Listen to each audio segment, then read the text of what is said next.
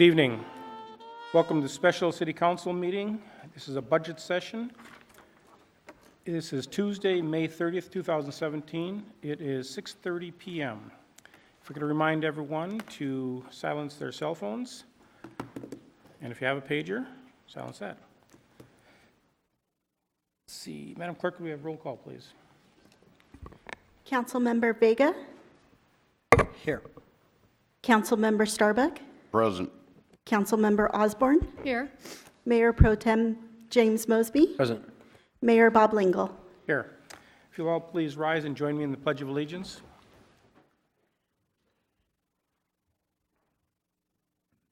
I pledge allegiance to the flag of the United States of America and to the republic for which it stands, one nation, under God, indivisible, with liberty and justice for all.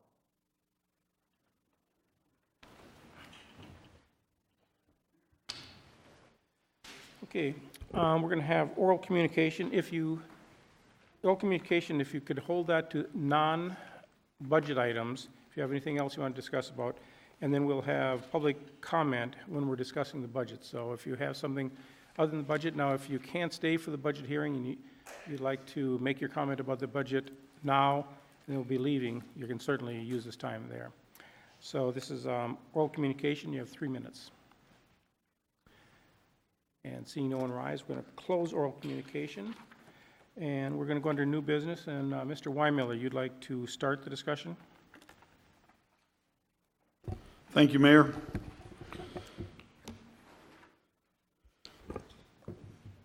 I addressed you at the start of the budget process with a presentation of staff's draft of the budget. We've had a couple of opportunities, a couple of sessions to have some discussions. The original presentation, there was only very limited discussion, obviously, and then after, then we had a more complete session at the last city council meeting. So the purpose tonight is to continue on, maybe allow us to get into even greater depth. Even with some of the, with the statements that have been made, I felt it was pretty critical for me to return here and emphasize just if nothing else, the severity of the situation. I'm not sure that I was totally, I thought I was being pretty blunt when I did the initial presentation of the budget, but based upon some of the discussions, it became obvious to me that perhaps our process would be pretty well served if I went back over some high points and also responded to some concepts that were offered up.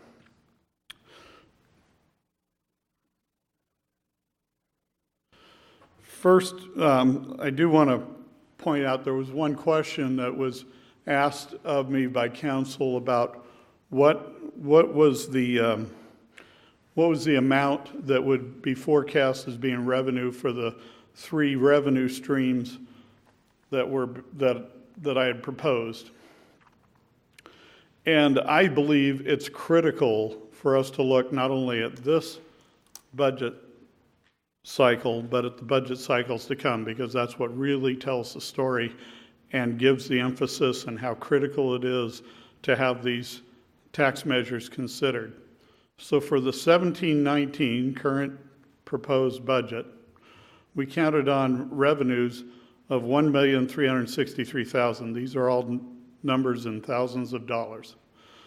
$1,363,000 is what we are counting on here. We have this extraordinary, as you know, the extraordinary budget consideration that we have before us right now is the CalPERS unfunded actuarial liability that's right here. And so for this budget cycle, that is $5,785,000. To bridge the gap and help pay for that unintended or unexpected portion, if you will, how we made the gap was not only with the $1,363,000, and the balance of that, the $4.4 million, was where we eliminated our capital spending program for the year, as well as doing some other cuts, including the defunding of some outside agencies. The reason to go back and talk about the importance of how this CalPERS UAL works in and is so critical is we basically have a $70 million obligation that we have to make up for. It's nothing that you wanted to have to inherit, and certainly nothing that I signed up for. But nonetheless, it has shown up, and that comes from a historic, over decades of under withholding of pension fund contributions, many of those employer, that being in our case the city of Lompoc, pension fund contributions. If the current situation on pension funding and going forward has largely been resolved. Yet this is when we are looking at that one line item down at the bottom, the CalPERS UAL is taking care of this one-time issue that we have, but that covers $70 million. So for the current budget cycle, we have $5,785,000. Then you'll see that grows going out over the subsequent budget cycles to $7,788,000 to $9,936,000 and 23-25 to $11,483,000. It extends out beyond that as well.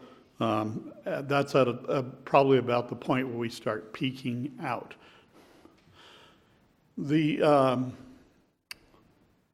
So with what I've proposed, because we can't get to the voters with the tax initiatives until November of 18, that's why this number is quite a bit less than what we anticipate to be able to develop as revenue streams for the subsequent cycles. Because we don't get to the voters until November of 18, and assuming they pass all three, we would be able to institute the TOT as of January 1st, 2019. That would give us 6 months worth of that income.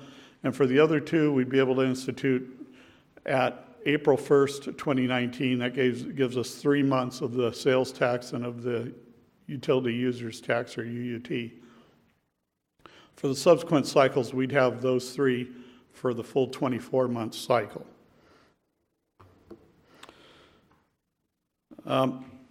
So with that, first of all, so I wanted to make sure we understood, if we don't consider those tax initiatives, then this is basically what we are looking to make up, at least in terms of replacing those revenues. For this cycle, only the 1.363, but it's approximately $10 million every 2-year budget cycle after that.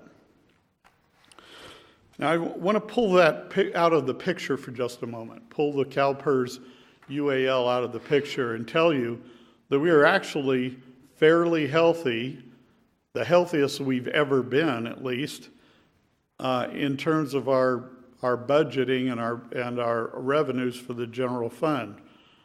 All three of our principal flows of revenue into the general fund, which is sales tax, property tax, and TOT, are all at all-time highs. We've overcome the downturn that had occurred and have fully recovered since the 2008 recession, what I call a depression, but wasn't popular to call it a depression, but nonetheless has that level of impact. We've recovered. We've been doing pretty well. We've been able to demonstrate, for instance, that our economic development programs are being affected, are being quite effective. Looking at sales tax, for instance, we have been, for a couple of years now, outperforming the state average. So even though the overall state economy is on a recovery and doing well, we are outpacing that. Our most recent quarter, I'm proud to announce, we were able to, we not only outperformed the average in the state. We outperformed every other jurisdiction within Santa Barbara County in terms of sales tax growth. So sales, in other words, retail sales, are increasing in Lompoc at a greater pace as of the last quarter than in any other city within Santa Barbara County or the unincorporated areas of Santa Barbara County. So if we were to take that CalPERS $70 million out of the picture, we wouldn't be doing the extreme measures of doing things like temporarily suspending our capital program. That is certainly something that is not sustainable. We cannot continue to not make those investments. That would be an emergency move for this year because of the timing of when we can go to the voters. Likewise, with other considerations, we'd definitely be able to consider refunding some things that are defunded by the next cycle. But for right now, anything we either add as a cost, we have to find something else to take out, or we have to find some other way to increase our income that much more. One suggestion was made in the discussion that said, perhaps we can build our way out of this. And I don't believe we can. I don't believe that to be true. We cannot build our way out of this, and we cannot reduce our costs as a way out of this. This is just too ominous of a number. As I pointed out when I made the first presentation, we could hypothetically shut down all city services completely.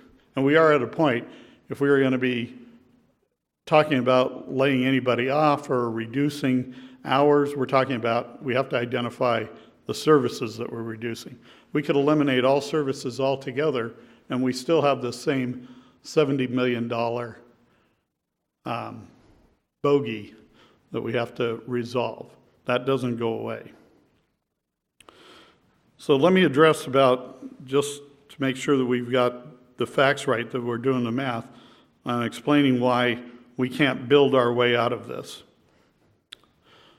Assuming for the moment, well, first of all, let me take some quick numbers for you here.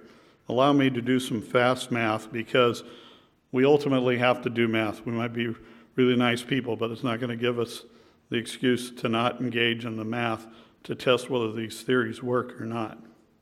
So the median home price in Lompoc,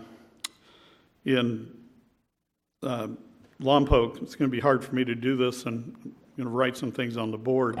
So the median home price, oh, thank you. Median home price is $318,500 right now, pulling that off of Zillow. You can abbreviate as much as you like. We're going to go fast here. $318,500. So the 1% property tax that's available with that is $3,185. Of that, the city gets about 15% of that 1% for its annual sales tax,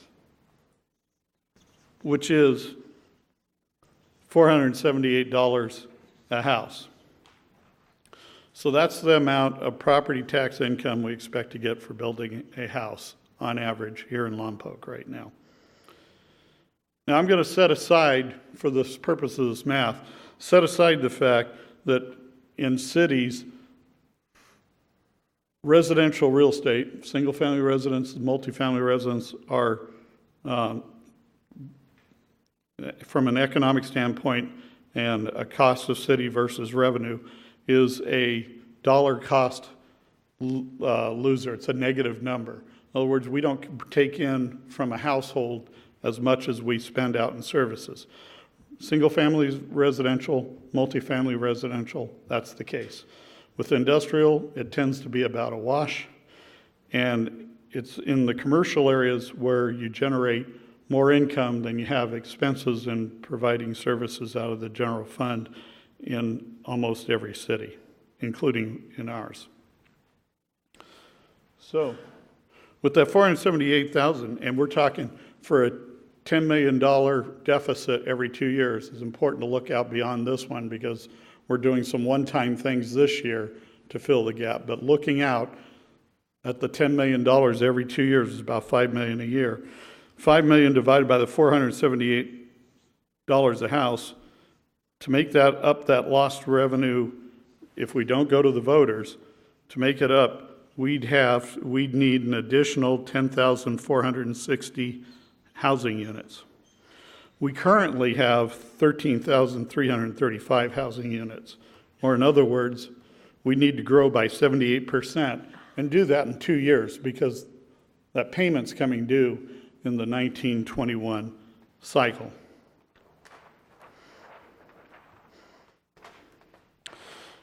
So we need 10,460 units needed. If we currently took every home that was approved already, that we've processed and approved, that would be 801 units, leaving us 9,659 units that would need to be built. Then the question was about, could we fast track Bailey Avenue corridor? If we take into account that by this time we'd also be able to build out everything that has been approved for the Bodger and the Heritage developments, that's another 333 units, still leaving our need at 9,326 units. If we were to build out the rest of the Bailey corridor, which hasn't even begun the process of approval yet, that'd be another 291 units, or leaving us still over 9,000 units to develop, without any annexation, without any place to be able to build 9,000 units. And we don't have anyone ready to move in and build nor purchase because we can't build those units ourselves. In addition, it was suggested the possibility of eliminating the impact fees. The impact fees for those 10,460 houses that we would need to build, our per unit impact fee right now is $19,936 for a typical 1,500 square foot home. So the 10,460 times the $19,936 that we would be waiving per unit means giving up another $208 million in revenues. Now those costs don't go away. Impact fees are charged because of your cost to, in essence, create the onset of services for that house. So that actually moves us in the opposite direction from where our needs are. We go from having the $70 million issue to now a $278 million issue. I've heard some comments here and there about, well, how can we be asking, aren't we just asking people to pay for our, quote, fat cat pensions? I'm not sure what fat cat pensions they're discussing. For me personally, I'm eligible to retire here pretty soon. If I were to go today, my CalPERS pension would be $1,021 a month. And because my wife and I have been good about avoiding debt and saving money, we'd live on it. We'd find a way to live on it. I also pay in that, I should say, I'm sorry, I misspoke. My CalPERS pension would be $1,458 a month. We'd live on that. Of that, about $1,021 is attributable to my time here at the city of Lompoc. And coincidentally, the amount of money taken out of my check that I contribute is $1,021 a month toward that. I'm just pointing out those numbers, and I'm bearing my own personal financial picture only because I want to make sure you and everyone understands if there were historic problems with the pension system, I believe they got resolved with the Pension Reform Act. that took place several years ago and before I ever got here. So we've got it resolved for the current and got it resolved going forward. And our real issue is still the thing that you didn't ask for and that I didn't ask for. I certainly didn't sign up for this, but that it's now our privilege and duty to tackle, and that's that $70 million shortfall. So the other question I have is, why wouldn't we let the voters decide? I'm not understanding, quite frankly, the opposition here. There's a lot made as I was being considered for this job and then first showed up at the job, how important it was for me to live within the city limits of Lompoc. And I heeded that, and my wife and I purchased our home here within the city limits. And what I understood from people why that was important was so that we'd be part of the common experience with everyone else that's a citizen in the process.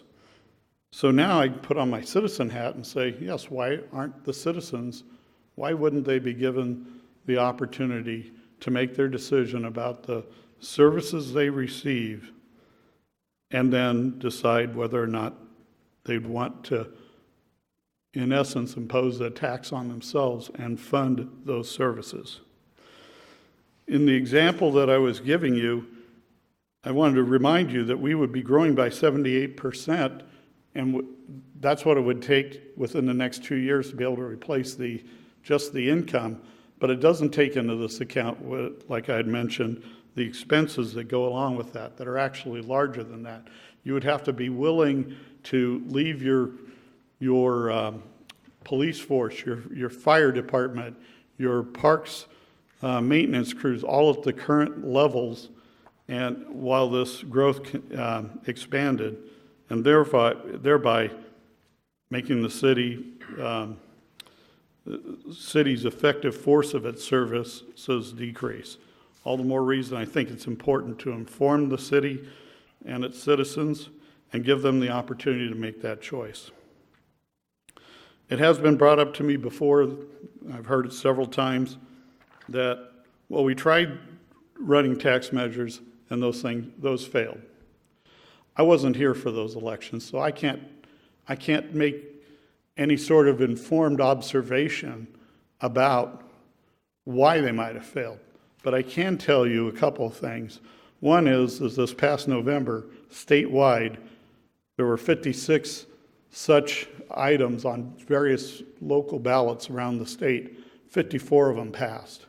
So there is a flavor throughout the state for people to be willing to pay for their services. Secondly, I'd say if the discussion continues on, like what I was hearing in the last session about the consideration of tax measures to be able to continue to provide the services that we need in the community, then I'd say if that's the dialogue that went on during the election, and I wasn't here for it, but if that's the dialogue that went on, I think we're on to something. I think I know why they might not have failed, why they might have failed before, and why we might be able to succeed in going forward.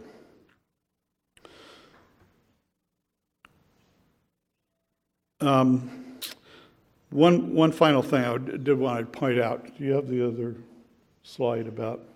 There was a question about the amount of our impact fees and how they compare to others.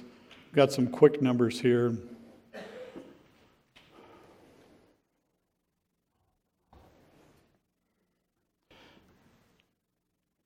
Our city of Lompoc fully burdened impact fees, I believe, are $19,936 for a single family residence. Again, typical 1,500 square foot home.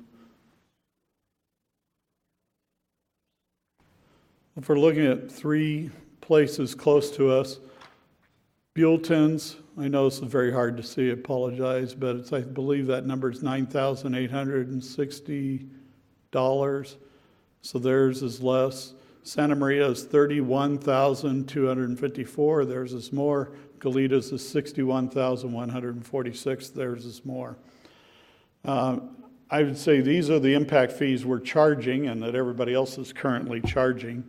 We're going to be doing a fee study because our belief is we're not capturing all of our costs, and therefore we're already supporting this with some general fund dollars. But this is the amount we're charging. My suspicion, for instance, with Buellton is their costs are quite a bit more than the $9,000 and change because they have sales tax that's 4.5 times ours per capita. My suspicion is they help offset some of those actual costs because those are representing actual costs to each of the cities, that some of those costs are being offset by their sales tax. With that, Mayor, I believe that completed what I wanted as my opening discussion. Naturally, I'm available for any questions on anything I've covered and on anything else you might have. We're looking forward to a good discussion tonight. Thank you. Could we get the first slide put back up just for our discussion? Sure. Okay.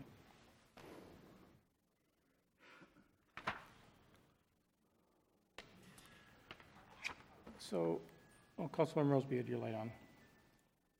Yeah. Can I ask a question? Sure, go ahead. Okay. Your $70 million is over how many years? I believe it's a 20-year, I'll have Brad answer that. It's being amortized over 30 years.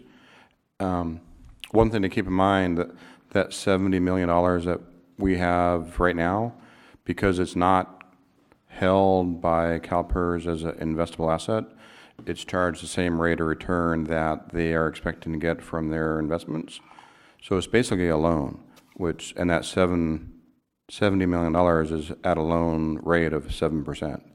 So I did a quick calculation over the next 5 budget cycles, we will have paid about $75 million based on that number.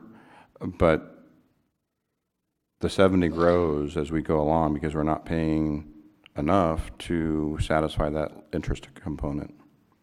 So To answer your question, I believe the point in time when it maxes out is 2032. So. that was a number you put up there before that the big hump you showed. So the other question is, how much of the 70 million that we're showing here is general fund related and how much is enterprise related? That whole thing is general fund. That whole component is general fund. Okay, so enterprise fund is not in the picture at all. They're taken care of. They're good to go. Well, this is related to general fund, so Enterprise will be related as we do rate reviews for the enterprises. All right, and that's what I'm asking is there another 100-pound gorilla in the room somewhere about the enterprise funds? All those positions we're going to have to fund as well or not? it won't be as big because it doesn't have safety, but they have the same issue with the miscellaneous plan. So this is just the component that's just for general fund. They have the same they have the same computations, but it is less money because, as Mr. Wilkie. Because my discussions in the past, we had a 7 million general fund and a 7 million enterprise fund coming around the corner to equal the 14 million.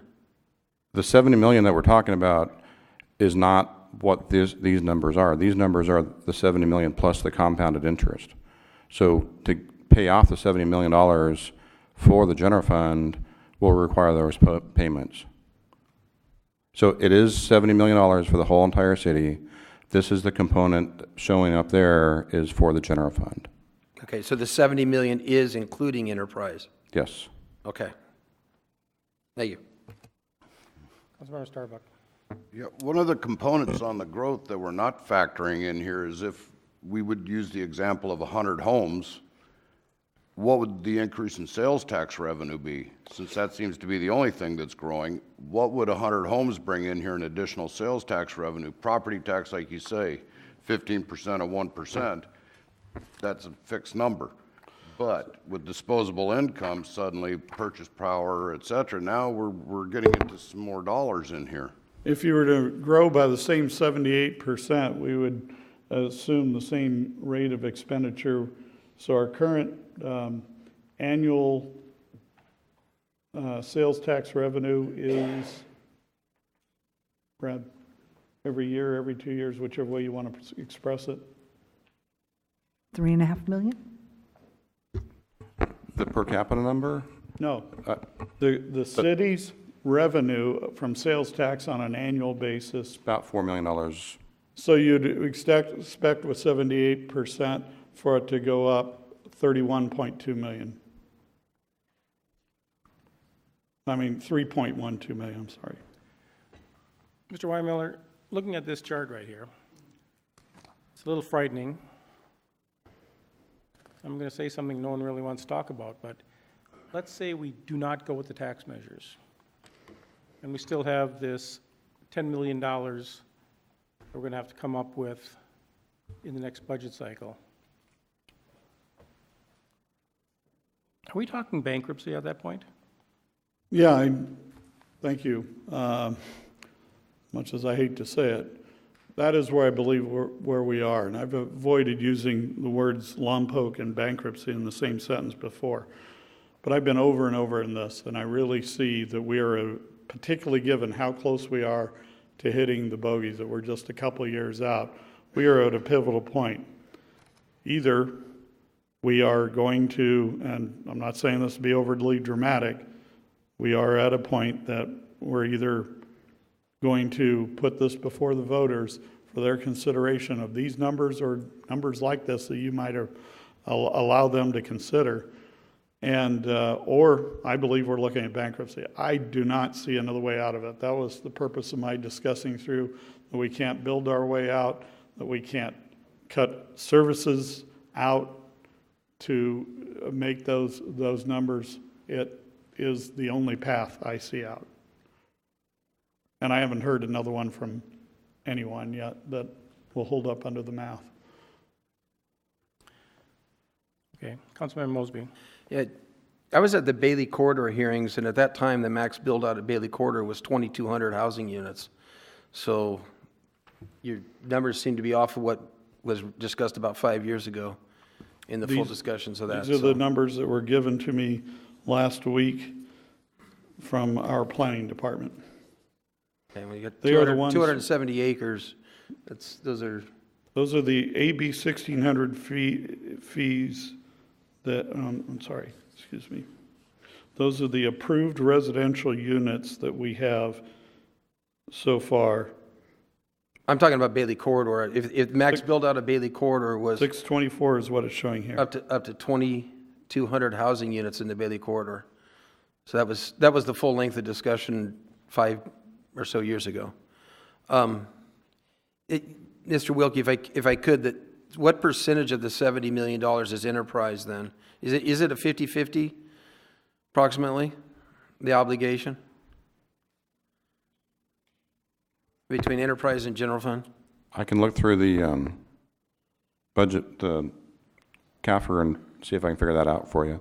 Because we're pretty solid in the enterprises. We're in pretty good shape, right? Because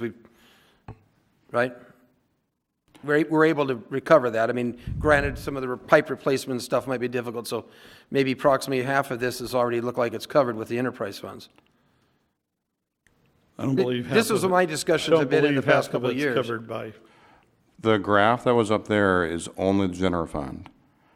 That's just what's the expectation that is for the general fund. And I was just talking about the $70 million obligation Yeah, and that's I being can look referred to up and tonight. see what that component is. And like I said, it's only miscellaneous and only the part of miscellaneous that applies to those people, the people that were in that plan.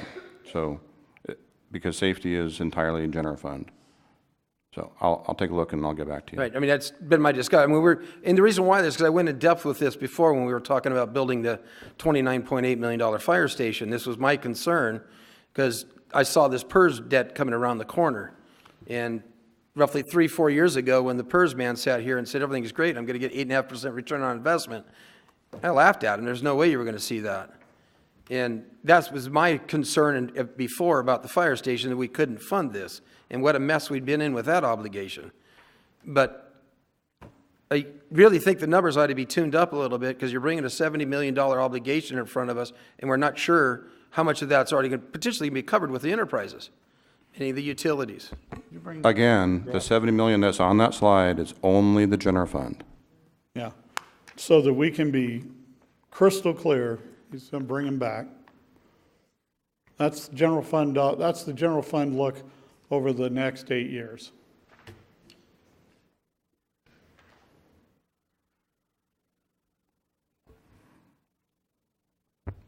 And if you look at past 2025, it grows between 1.5 and $2 million a year until 2032. So by then, it'd be approximately $18 million for And that. what did we have in this last budget cycle? What was our growth component? Growth component of Of revenue?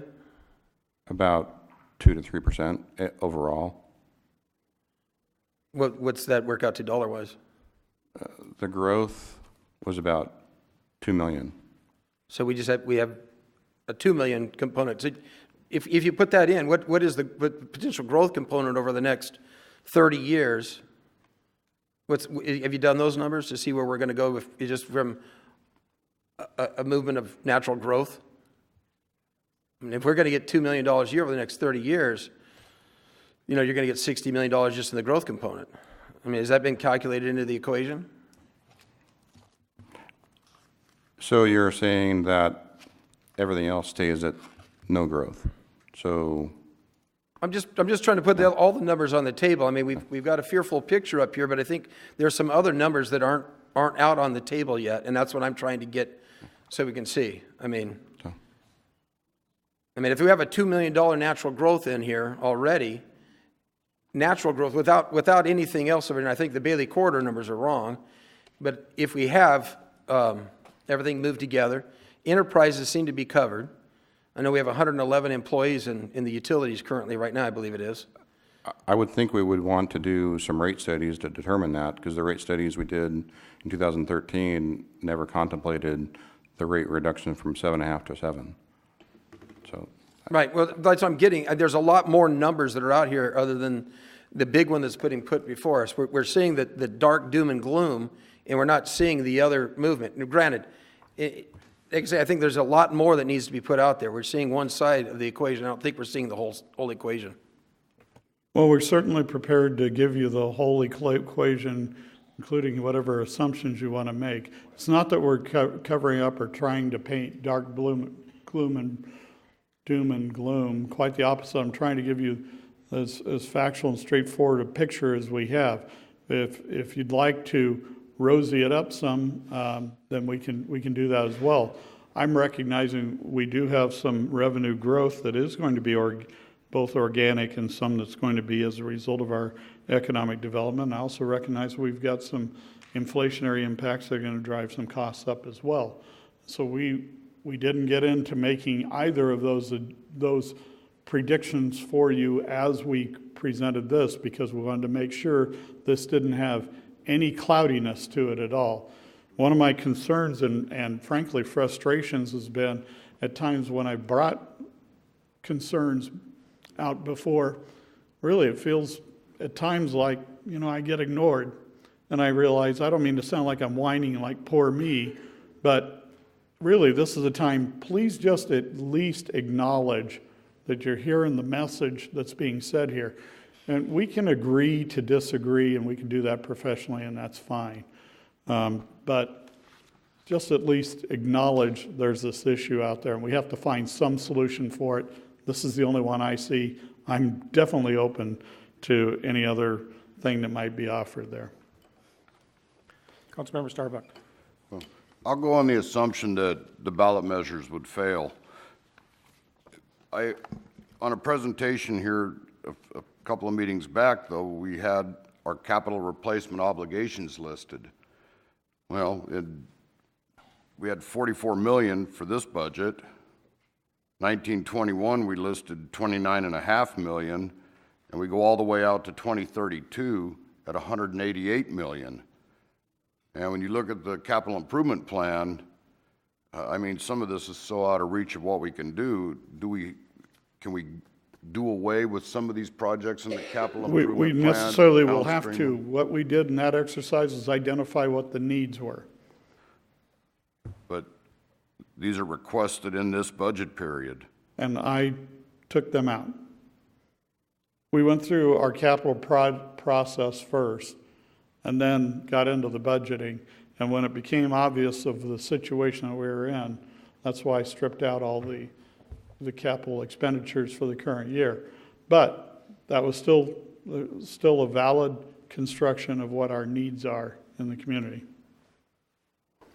Councilmember Mosby.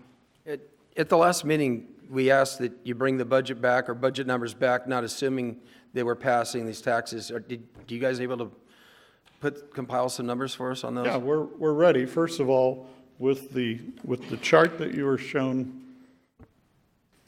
this one again. Councilmember Mosby, would you mind if we, before we go to that, because that'll be some discussion, would you mind if we go to public comment? Yeah. Let me wrap this up. So first of all, this is to show you without the numbers. I know you're also wanting to see what the net impact is, I believe, Mr. Mosby. But this is to show you the revenue that takes out. So you could easily see it takes 1,363,000 out of the revenue side. So therefore, right now, we're 20-something thousand to the good. We'd be 1,343,000 to the red for this budget cycle. We do have a tool available tonight, and we're going to share with you that Mr. Albrose put together that'll enable us to do a lot of what-if scenarios. So that's one of the things we'll be able to do. You'll be able to see the number showing plus 20. We'll take those three out, and you'll show the negatives. Mr. Starbuck, I know it's not my place to ask you questions, but I'm wondering if you might share for our edification, my edification maybe, why you believe that wouldn't be successful with the voters. I was here when they were all on the ballot. Yeah. Our Measure S, that was a specific public safety tax, failed. Obviously, our school bond that was just put on the ballot must have been 2 of the 56, that didn't pass, and it's just not happening. There are people that are out there that are literally just kind of scratching, and you have a lot of people that are, what is the word I'm looking for here, subsidized. The PERS unfunded liability, we all got hit in 08 and 09. We had our stocks, we had whatever investment, our homes, everything, and we all took a big hit. Right. We licked our wounds, we're here today. PERS made terrible investments. They predicted 12% returns. They got a 0.5%. The city is not confident with us. They're not in the mode to pay somebody's retirement. And that is the feedback I hear. People pay their taxes, they expect the bang for their buck. We understand what's happening, but on the other hand, we have a room full of people here that are, I'm going to say, predominantly museum. They have their heart in this. They pay their taxes. They want to see our museum sustained, not funding a retirement. I still am just very, very leery of putting all my ducks in a row for 3 ballot measures. I will use the TOT. TOT was an initial establishment for A, chamber use, B, impact on our water, wastewater. It was not ever, I don't think, in the original intent designed to offset general fund. They used water in the hotel, they paid a percentage. They used sewer in the hotel, they paid a percentage. We've just had our hotels go in and do a self-assessment now for an Explore Lompoc program to work with the chamber to go ahead and put on the ballot measure for the city to decide and citizens what they're going to do with the hotel's money. I don't think is going over very well with the hotels. Rate increases in utilities are vicious. Some people cannot afford to flush their toilet every time they go. But to add a 6% tax on top of that, I don't think they would vote to raise their own utility rates. I'm just thinking if we put all of our eggs in the thought process of passing 3 ballot measures to balance our budget, we're not going to win this. Thank you. Thank you for that understanding. And by the way, Guadalupe, the not this last election, but the prior one did pass 3 ballot measures before the voters.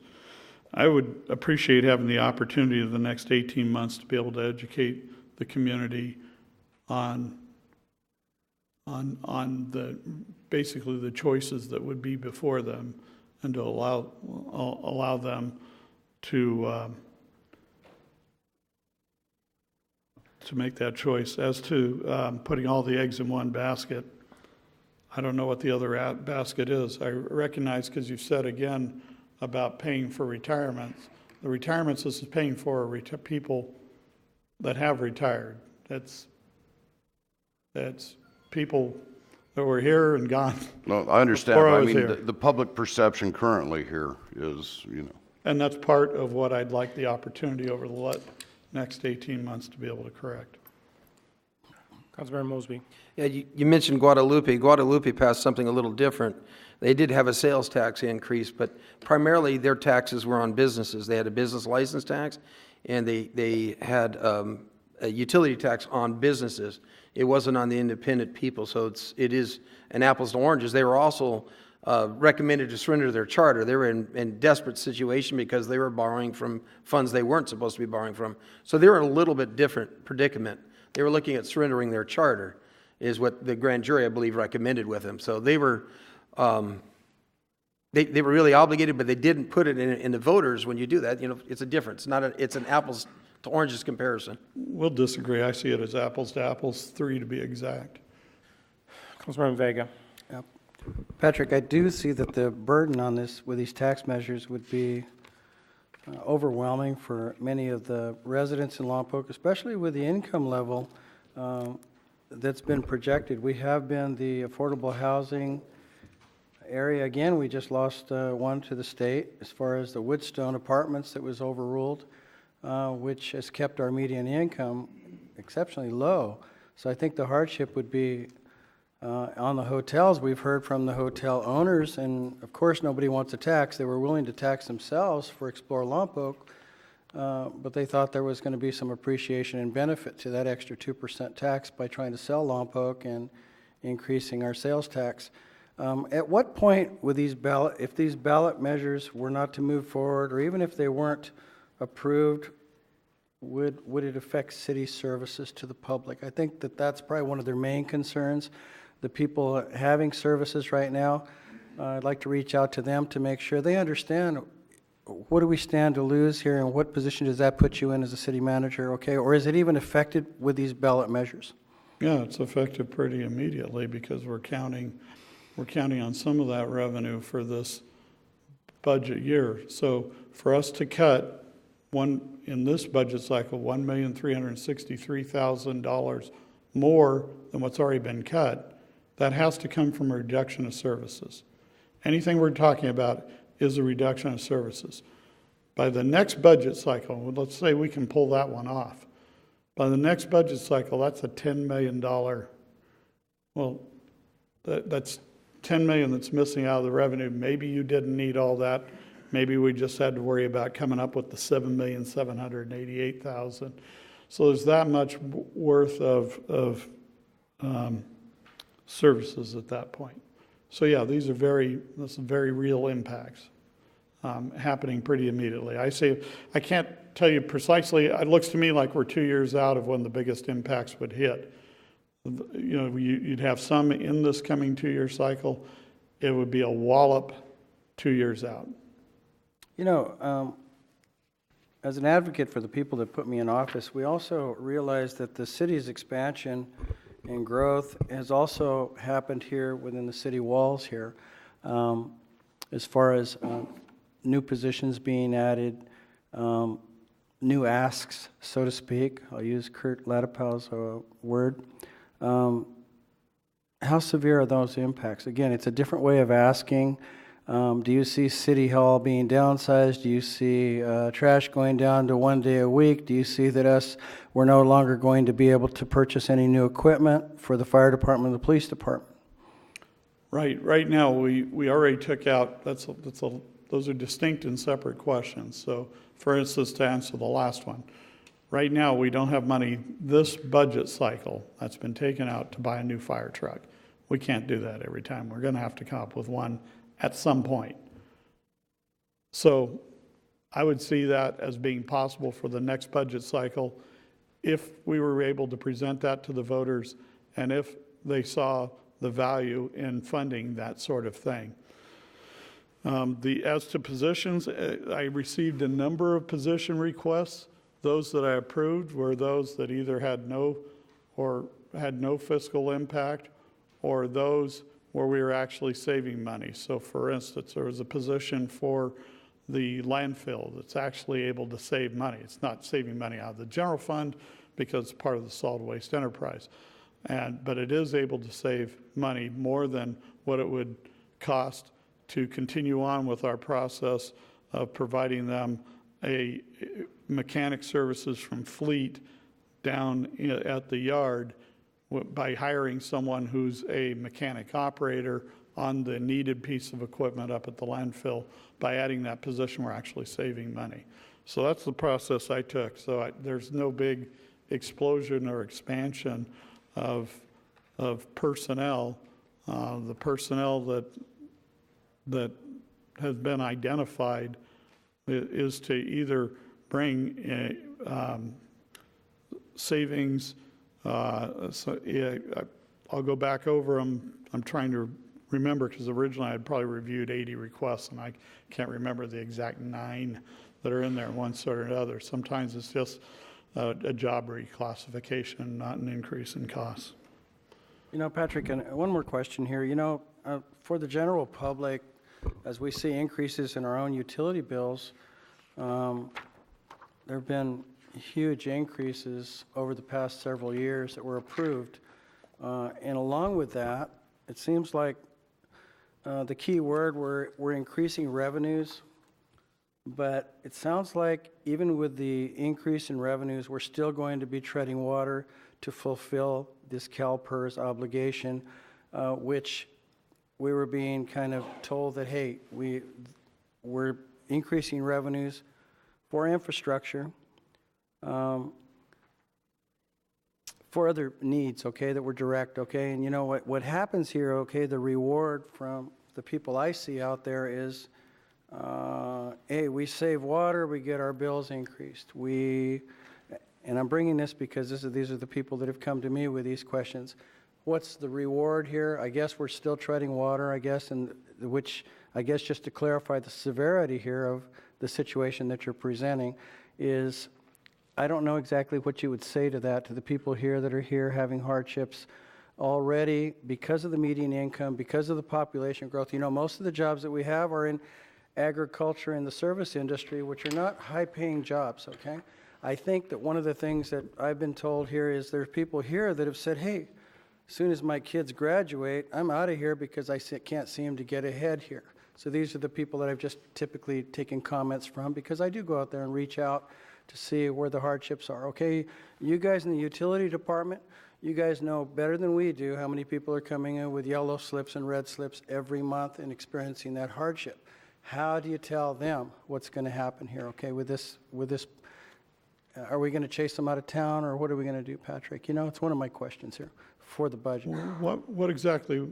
Okay, I'm sorry, what exactly was your question? Okay, let me be specific. The hardships that we're creating, I know that you're here to sell the budget here with the hardships. What do we tell these people that have a direct hardship with paying their utilities every month? What are they getting for their money? What you're getting is clean, efficient,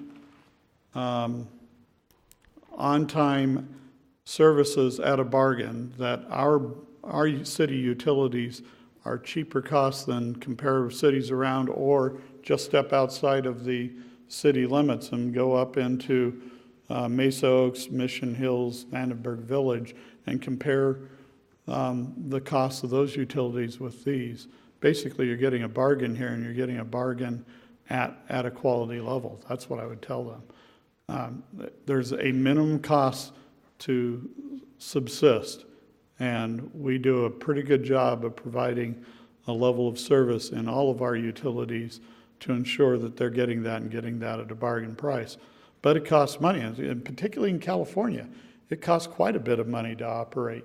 You can avoid a lot of your costs up until you deliver the first drop of water. Once you're a public purveyor of water, you have an immense amount of regulation to meet.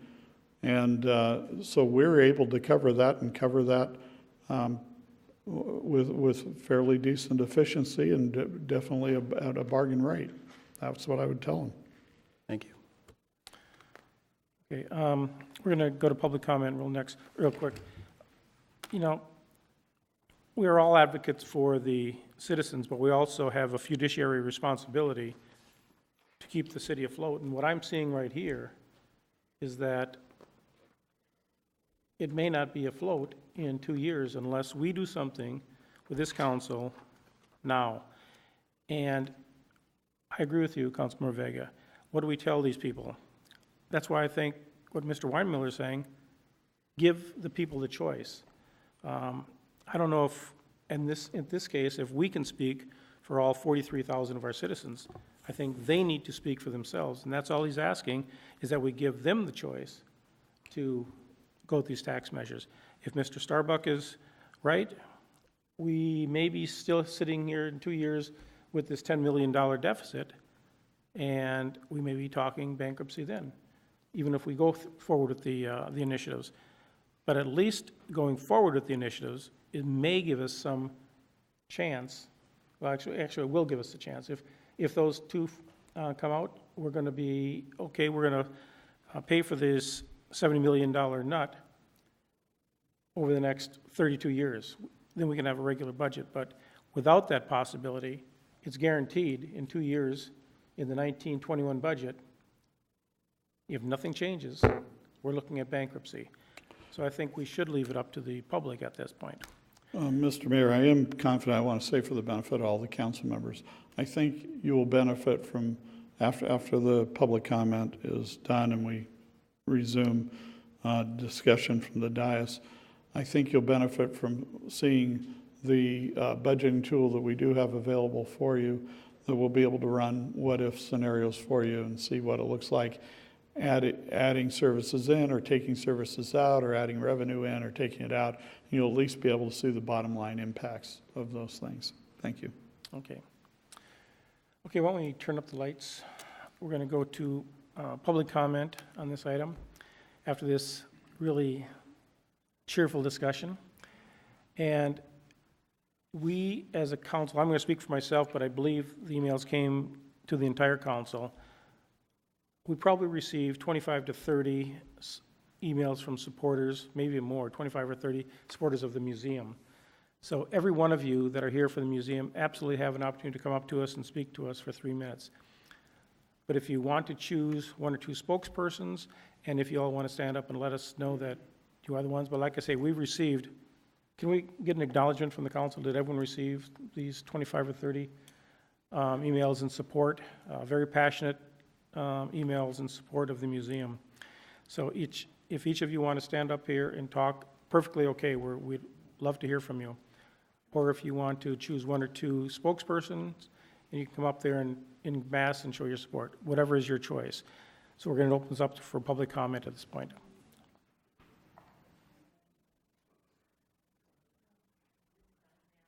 Yes, yes, you may come up now.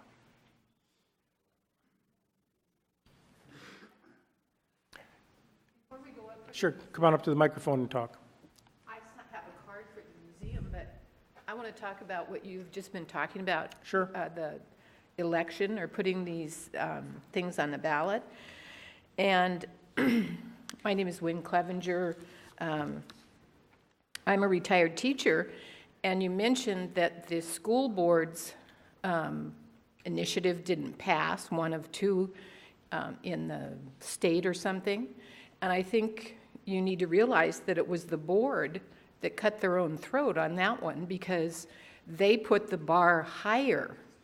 One of the board members wanted it to be 60-some% to pass, as opposed to 52 or whatever the state wanted. So you need to think about that when you're considering, doing these own tax Thank you. budget items. Sure.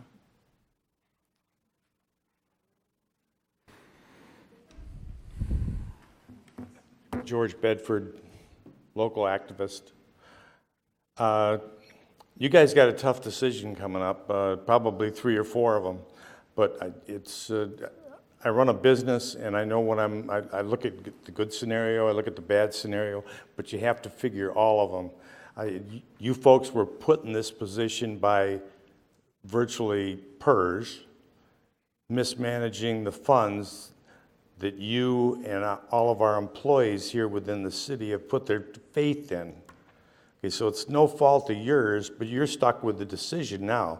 You got a $70 million shortfall in a small town. I think Mr. Weimiller was right. You can't save your way out of it, and you can't income your way out of it. And I think Mayor Lingle hit it right on the head. Whether you look at it this year, which you're going to have to, or you look at it 2 years down the road, I think this city needs to prepare itself for bankruptcy. I know bankruptcy gets a lot of bad hits, but the bottom line is there's a reason that law was invented or brought forward. So I think if you're going to be looking at this realistically, you are the board of directors of one of the largest corporations in the city, maybe the largest. The school district may be a little larger. But you've got a lot of employees, you've got a lot of income coming in, you've got a lot of income going out. Somewhere along the line, this city is going to need a very good bankruptcy attorney. And luckily, you're in a state where bankruptcy is normal with cities. So it's not like we're doing anything odd here, but it's just a bad scenario that you folks have gotten wrapped up in through no fault of your own. So nobody, I don't think anybody in town will blame anybody on the dais for what's happening. But you got a tough decision. You either got to go one way or the other. If you think you're going to make it by the people in town voting themselves a big increase in fees, maybe that will work. It depends on how you sell it. But even if you go with that scenario that was up there, that doesn't fix anything. That just gets you treading water. So I think, unfortunately, you may be looking at the alternative, which will be bankruptcy. But let's do it in a responsible way where it doesn't panic people. That's the word, if you do it. I'm not saying you're going to do it. I'm just saying if you have to do it. Thank you very much. Thank you, Mr. Bedford. Okay, next.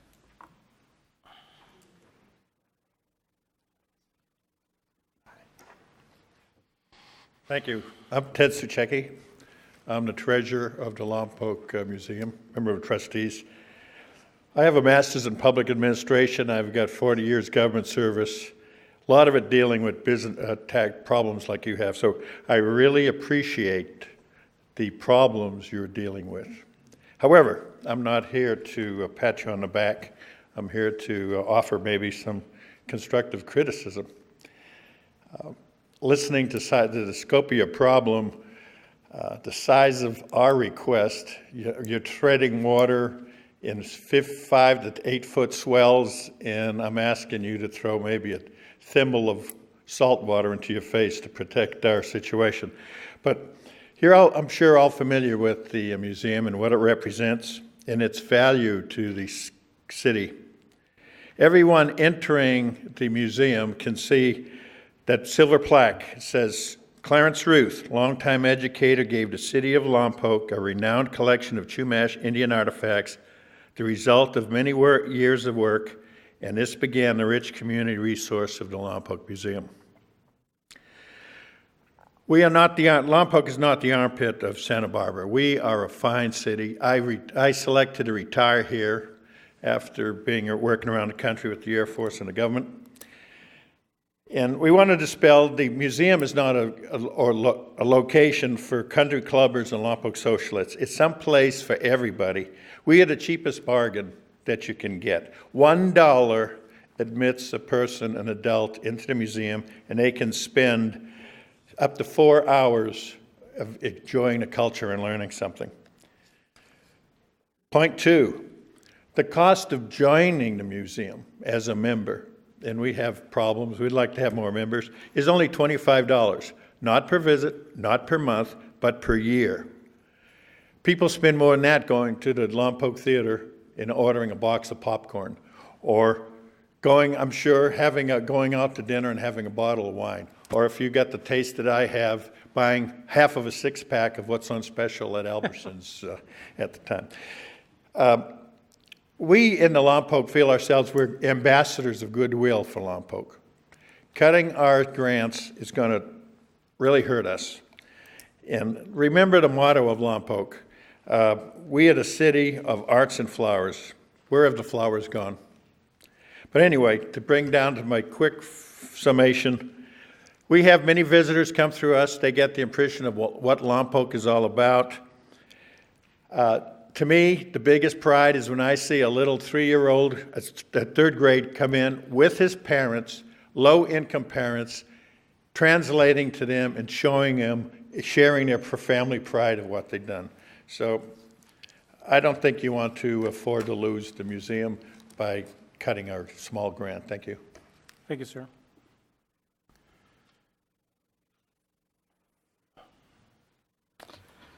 Nicholas Gonzalez, resident of Lompoc. I'm not quite as forgiving as Mr. Bedford, because I have come up to this podium on more than one occasion over the past couple of years, bringing research documents, putting them in your hands, explaining that the tidal wave was coming, and no one heeded attention to it. I took time, sent emails to members explaining when Brown stated that they were doubling down on reserves because they anticipated a retirement CalPERS shortfall. In the interim, I've watched us stop growth, stop development, penalize businesses, implement all these things that are stymieing revenues. There's really no easy solution to get out of this problem now. It's gone too far down the road. But what you should do is implore each and every possible means, which means you just, despite the fact that they're trying to tell you that you can't grow your way out of it, it's going to bring in revenue. Yeah, you may have to go to the people. I really doubt that people are going to vote a tax increase on themselves. But whatever you do, you need to be realistic that there's going to have to be some pretty dramatic changes. The days of the free lunch are gone, and the piper's here to be paid. We got to buckle down and figure out how to do this to impact as few as people as possible, not only in the city, but within the community. It's going to be a very, very difficult juggling task to bring equity to everybody in the community. So I'm just here to implore you to, whatever you do, you make it equitable. You don't push all the burden on the people. You don't push all the burden on the staff. You find some way to make this work for everybody with the least possible impact as possible. Because people generally are hurting in this community. If you look up at our census data, the income demographics are not something that is reflective of most of our neighbors. We're hurting. And so we need to really be sensitive to that. And at the same time, we don't want to run off what little good paying jobs there are in the city out as well. So I hope that different people in the community come up and make some good suggestions and tackle this in the most equitable way possible. Thank you. Thank you, sir. Next, please.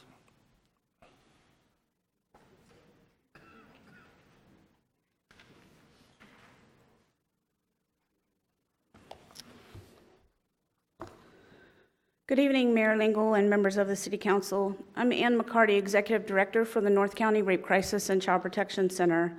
I'm here tonight to speak about the victim advocate position currently housed within the Lompoc Police Department. This position has been in the PD for well over 10 years. And since its inception, the victim advocate has helped thousands of people.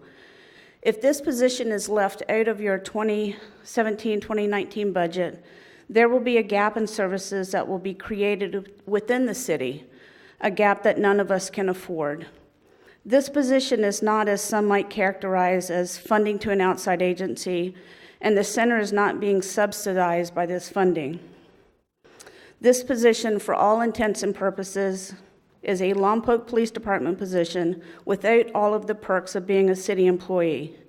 We do it cheaper for you, and the truth is, this position benefits the city, its employees, and all of the residents.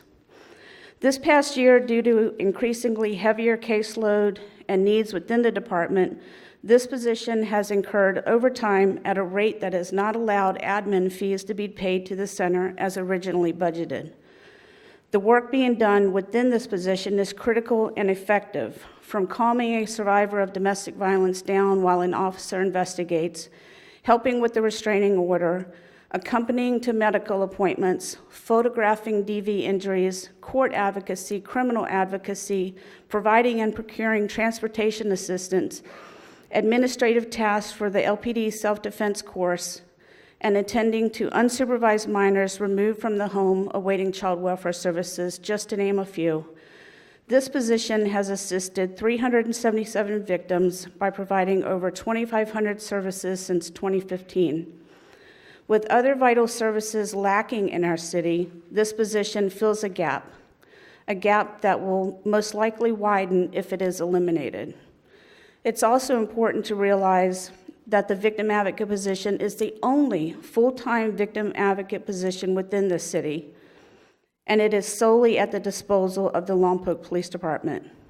If you think my agency can do what this position does, you're sorely mistaken, which means that those needing critical services will have to wait and will doubtfully receive the advocacy that they have a right to. This position allows for smoother investigations, collaboration, and communication with officers, detectives, and DAs. And we understand that drastic times call for drastic measures, but the weight of this burden does not and should not be carried on the backs of domestic violence, sexual assault, and child abuse victims. Please do not eliminate this critical position. Thank you. Thank you.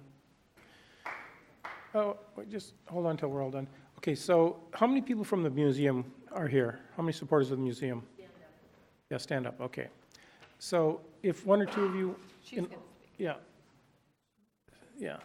And if you want to take more than your 3 minutes, feel free. I mean... Okay, how many of you four want to talk? No, we're just standing. Okay, why don't you give them 10 minutes? And you can just... I won't need that long, Okay, well, just I think. say whatever you want to say. I mean, we Okay. know there's a whole bunch of support for the museum right here, so. All right. I'm Jana Hunking. I've lived in Lompoc for 48 years. I'm a retired science teacher from Vandenberg Middle School, Lompoc Junior High. And I've always loved our local history, the Lompoc Museum. I have been told by many visitors there have been one of the best museums in a small community they've ever seen. I mean, I've really heard that many times. When I retired 15 years ago, I immediately became a docent at the museum, and I've enjoyed it so much. And I also, being a teacher, it was natural for me to help with the teaching program, our tours of third graders. They come to our museum to learn the local history and the Shumash history.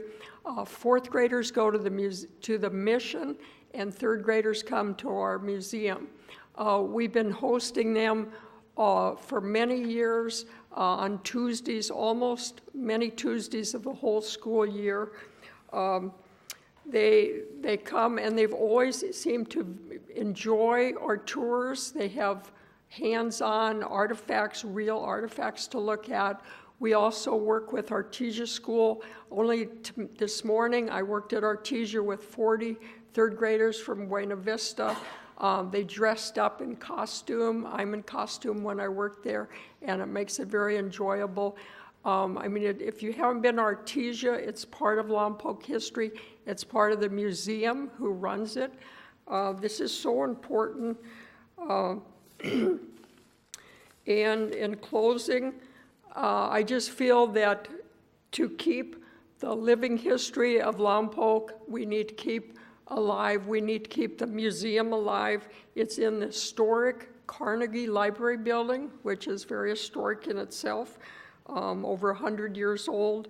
Artesia's over 141 years old. We want to keep this legacy for our students, for all our generations to come. We'd like to keep the museum open, so please do not take away money from us so we can stay open. Thank you very much. Okay, thank you.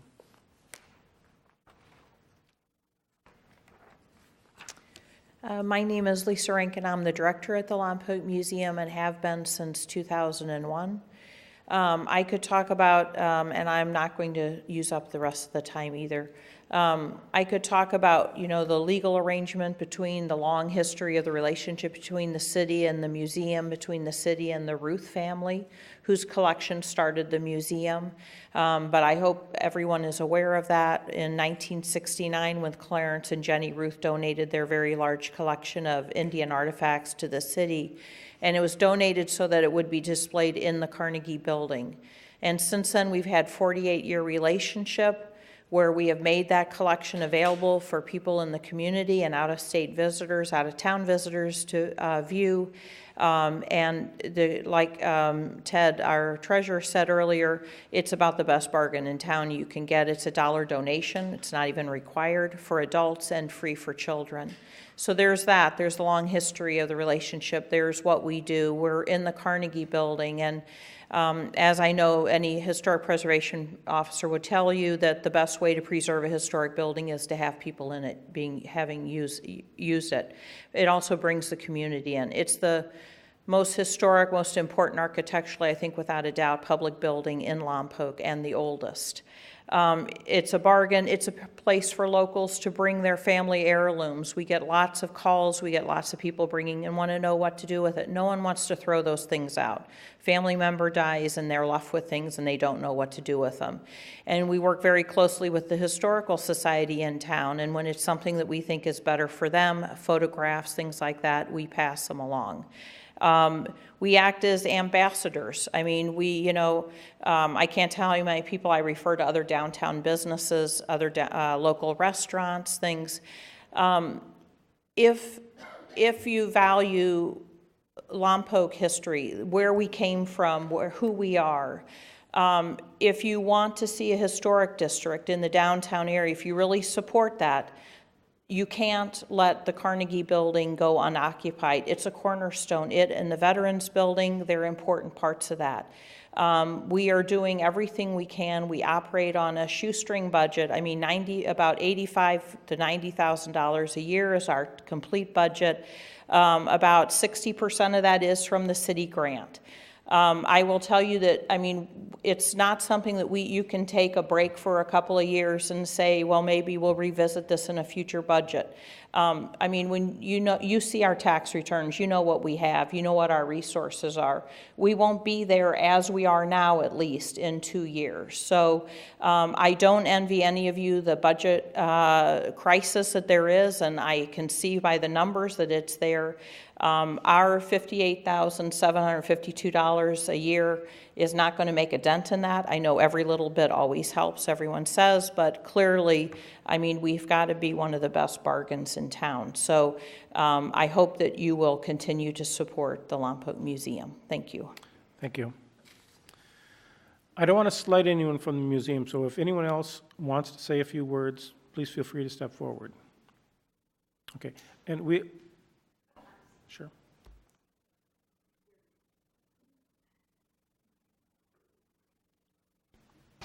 Hi, I'm Rosemary Holmes, and I just want to say on a very personal level that when I first moved to Lompoc in 1992, it took a year before I discovered the museum, and when I did, I was so impressed that a small town could have such a wonderful resource.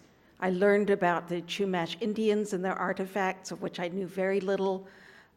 It was an incredible experience. It's a small museum, but it's precious, and it's precious to our community, as Lisa was saying. I don't need to add to that. So, and the expense, as she said, it's such a picayune amount compared to what the city gets from it. So thank you. Thank you. Anyone else on any other item? Okay, seeing no one rise, we're going to close public comment. And I think we'll take a 4 to 5 minute break. Okay.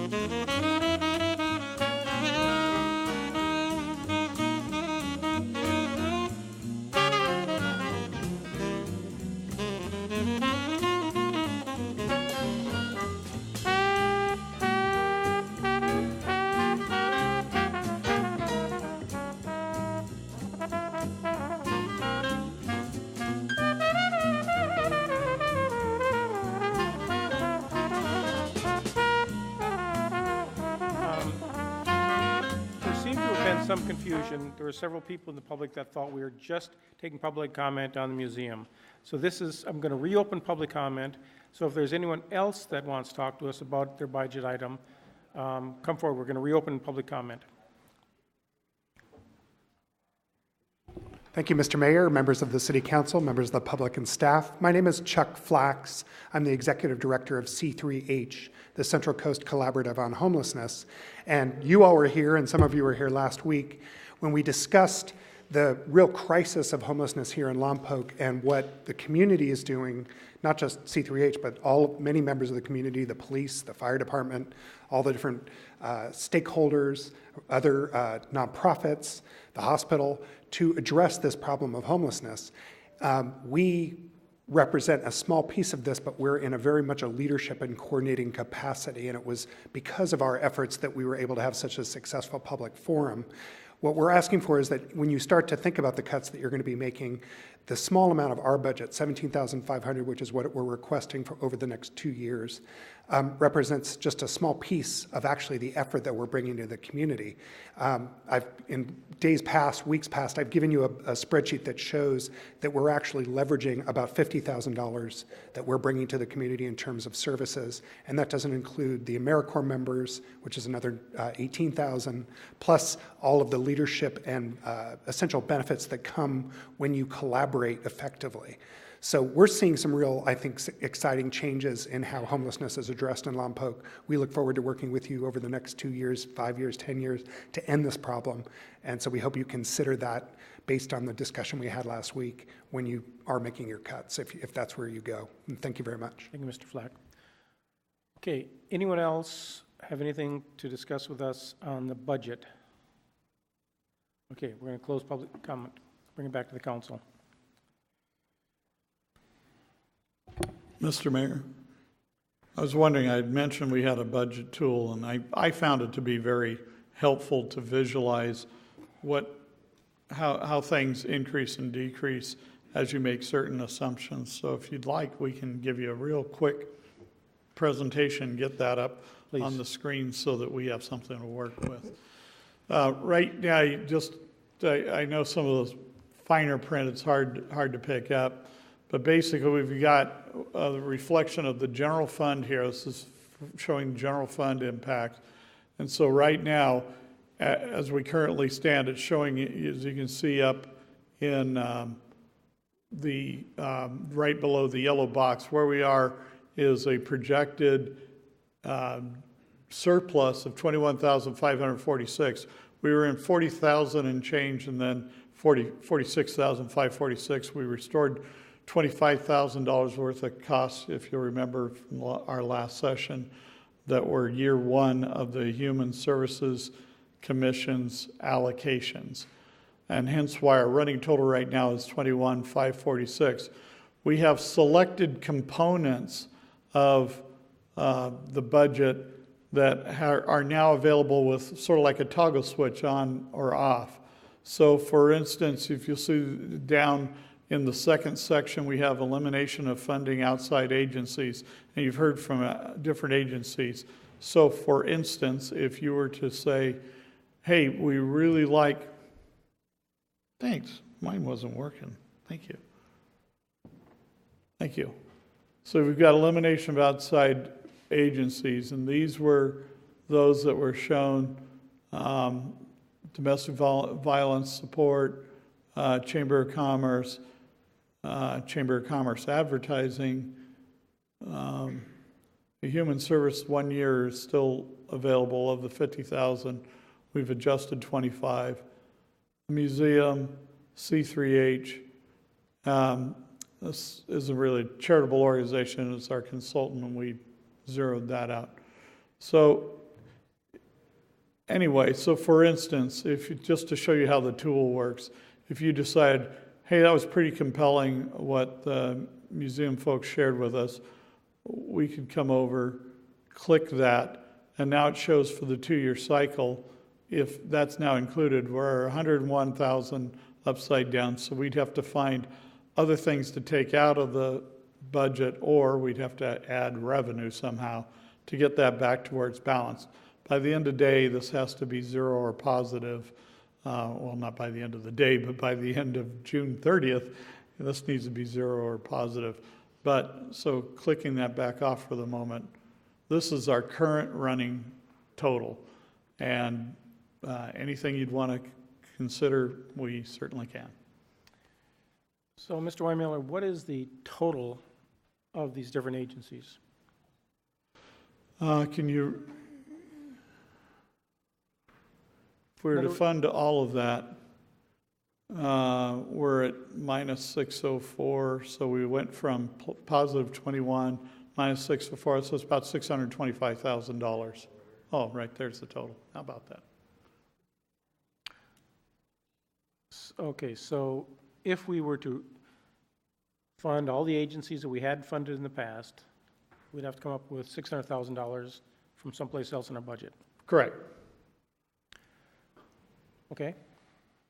I also point out we have a number, because they were asking about positions. I have another number of positions that were already currently authorized but are vacant, and we have made some assumption of holding them vacant for a while. As much as I don't want vacancies with police officers, to balance the budget, that's where we are. But if you wanted to add those positions in, we can. If we do that,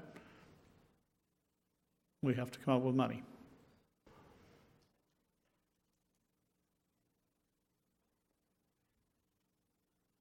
Same thing in fire service.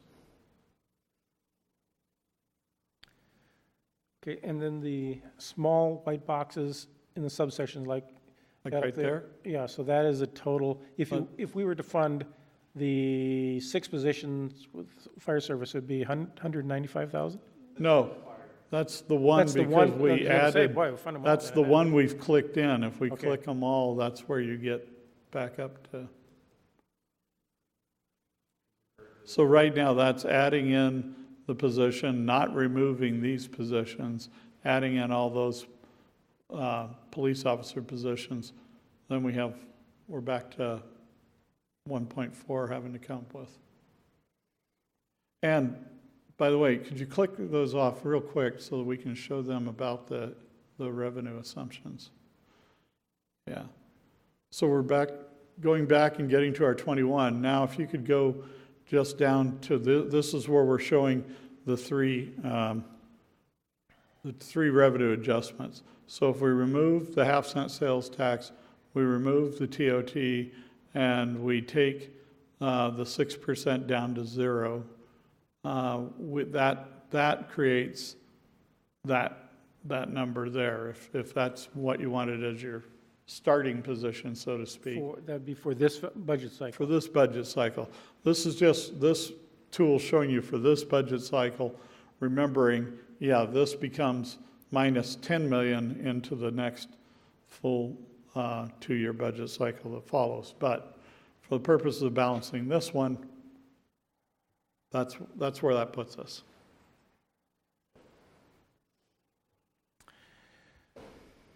Okay.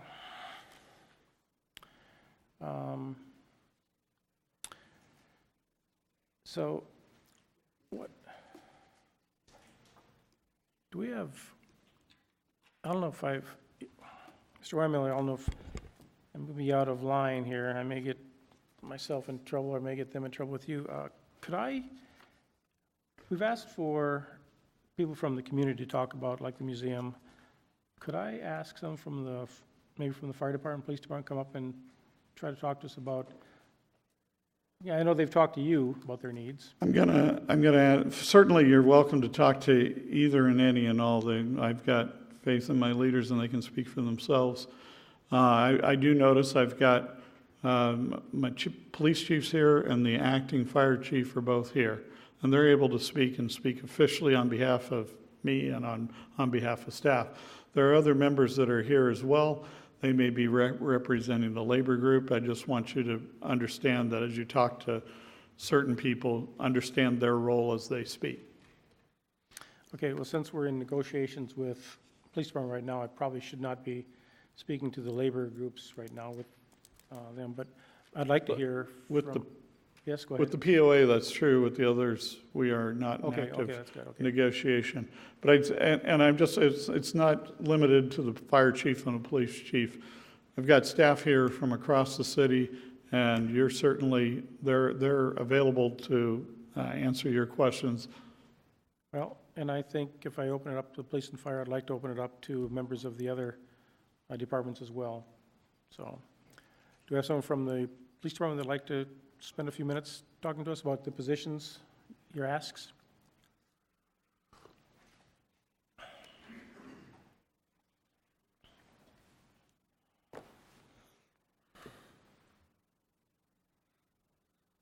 And then, Chief, if you could just briefly also talk about the victim's advocate, how, if you feel the same way. Okay, well, what are you asking for, Well, positions? Yeah, in other words, there's, you have, the police department, you have 6 positions that I guess you were asking for in the budget, and they've all been denied, is that correct? So we haven't grown since, I believe, 99, since 99, but the population has grown. And we are constantly fighting the overtime machine because we have enough staff to handle the minimum requirements of officers on the street, that we haven't changed that number either. So yeah, I asked for 1 more officer for each squad. There's 4 squads that work patrol, and we understand we're not going to get that, but we asked for it. We're down 8 positions right now currently, and I'm actually putting together a presentation for the next council meeting to give you a state of affairs for the police department. But we had asked for more officers because a lot of times we're running pretty lean out there. Okay, and the 8 positions that you're open, those are currently in the budget, so. They're currently in the budget. Okay, so if we had 8 acceptable applicants, we could fill those tomorrow, today, you know, whatever. Is that correct? That's right. So of the positions you have up there, if we were able to restore 1, is there 1? It looks like 4 of them are all the same, is that correct? It looks like the 4 police officer positions and a motor officer vacancy. So, but the vacancy, that's not funded right now in this budget? Let me clarify a couple things, because we're talking 2 different things. Chief Walsh and his staff did make requests for positions, and I would normally love to have provided those, but we did not approve those going forward because of the cost situation we're in. The positions that are up here are actually positions that are currently already part of the force, and they're vacant. We haven't included them back in because our anticipation was there was a continuing vacancy, and we were going to use the average length of vacancies to help balance our budget, to try to minimize the services we were otherwise going to cut. If indeed, though, we did immediately hire those positions, we'd be clicking in and looking for another place to come up with those positions. So you're asking him about, and he's correctly answering about the positions he's requested. That's different than what you're seeing on the board right now. Okay. Okay. Victim's advocate, you want to give your 2 cents on that? you know, it's pretty unique to have a victim advocate in the building with us. She is very knowledgeable of the community, and what I like about it is she's accessible 24 hours a day. She knows how we work. There's no communication barrier between the police and her, so it's seamless. And she does things that we can't do. We are not going to hold somebody's hand and help them through the restraining order process and going to the doctors and going and getting a car seat and clothes for the kids. And I mean, we just don't have that luxury, and we're intimidating. We have the uniform on and all our gear, and she is trained to talk to folks. So it's a benefit, but I'm a realist, so if I could keep her, that would be great. But I also realize that we're all in a tough spot here. Okay, thank you. Someone from the fire department want to say anything? Oh, I'm sorry, Mr. Mosby. Oh, wait till they finish. That's fine. Let's keep my light on to.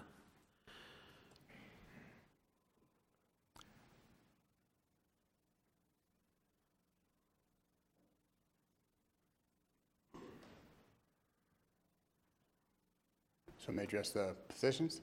I'm sorry? The positions we have are budgeted are full, short of our fire chief, but he's still on the budget until he officially retires June 30th. Some of the positions we asked were more for a staff assistant level, which were removed from the budget. So the positions you have up here are all positions that are actually within our current budget. Okay, but the position, a staff assistant is what you had been asked for and was turned down? Correct. Okay. Okay. Mr. Mosby, did you have something you want to say now? No. Okay. Yeah. Okay, thank you. And the reason I'm doing this is when I do my budget at home, I make sure that my mortgage is paid, my utilities are paid, you know, my kids have food on the table, they have clothes, put maybe a little bit into savings, and then I donate to, you know, whatever is left over, then I can donate that. Even though my church tells me to pay the church first, I'm a realist, and, you know, so I want to make sure that I'm taking care of, as a city, I'm taking care of our house to make sure that we're not shorting you, the public, by not providing, for instance, you public safety, before we start looking at adding back into the budget for the outside agencies, even though I understand where you all are. But I want to make sure I'm able to provide water, sewer, electricity, police department, fire department to you 24 hours a day, 7 days a week. So, any other department that wants to come up and talk to us? Okay, Mr. Mosby. I just wanted to get back. I mean, this micromanagement aspect of it, that's fine, but I don't even think we're at this point yet. I think we still need to look at the big picture of the direction where we're going or not going. And I think there's important numbers that we need to understand and go back and look. And something I did a number of years ago is I asked Mr. Wilkie to if they could put the other budget books on there so we could study some of the history. And kind of wish I had some time at this 3-day weekend. I wasn't able to get Mr. Wilkie to put these numbers up, but I think it's something that we should have looked at. In 07-09, our expenditure was $55 million. 11 to 13, that's when the big hit, and that's when the belt tightening began.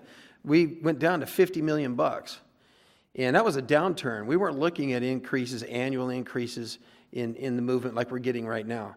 But a lot of belt tightening. I think, Mr. Mayor, you were involved in that budget, and it was a tough movement. But it was something able to be done. I don't think the services were reduced such in 11-13. Granted, there's been wage increases and this and that. But I think that budget was significant. In 13-15, that number went to $57 million. And we're looking at 15-17, the number went up to $67 million. And now we're looking at $69 million. So there's a significant increase from 11-13 to 17-19. And I believe the city operated very well in 11-13. I know things were tough, and I know the belt was tightened. We're coming in that same position. When I see the budget here, I see more growth, more expense, and what's around the corner is at the level of a catastrophe. And we do owe it, we are obligated to make sure that the pensions are paid for, but I think we need to make some cuts, and I don't see cuts here. There's 5 new positions in here. The city manager is argued well why some of them are needed. But there's a lot of things that need to maybe get tightened up. Maybe some of the services being provided need to go away. Because I know one number that also should be up there, and it's a number that I read out of the CAFR report, is that the per capita incomes in the last 10 years, and the people out here outside these walls are down $100. So where's this money going to come from? What are the people going to do? And we try to put a little nice picture on it of an opportunity for growth, and that doesn't seem very well accepted. We do have some movement. Some of it's a level of inflation that's going through. But I'm not very happy with seeing the budget up here. I did ask for it to come back. I asked for numbers to come back, assuming that we didn't pass the taxes. Also in this budget book, I don't know if you noticed in there, but there's $500,000 of sale of properties in here as well. Now, we tried that game before, and I think we finally sold one of them. but we didn't come anywhere close. We have $500,000 of assets in here, in this budget as well. And we pulled that once and it didn't work. And I don't think it needs to be in here as well. But I just think we need to go back and do some reset. I think 11, 13, we need to look why that was $19 million difference. And I think that needs, if you think that I'm going to go for a tax, we better show some other side of this and some restriction of this budget book. Mr. Mayor?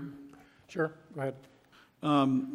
Just wanted to point out that we did bring back, even though it was only a single member's request and not a request of the entire council, we did bring back what it looks like without the tax measures involved.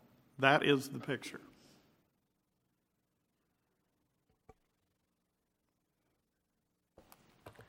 If I can respond, Mr. Mayor, we're going to go back and forth like this. And I was led to believe that it'd be at another level, or I would have made it as a hardcore council request that we bring the budget book back, designed and refined, without the assumption of passing 3 taxes, $5 million plus a year on the people, money that the people do not have.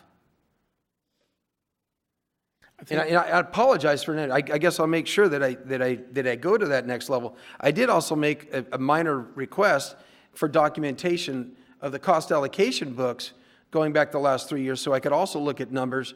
And I don't, for some reason, those weren't available, I guess.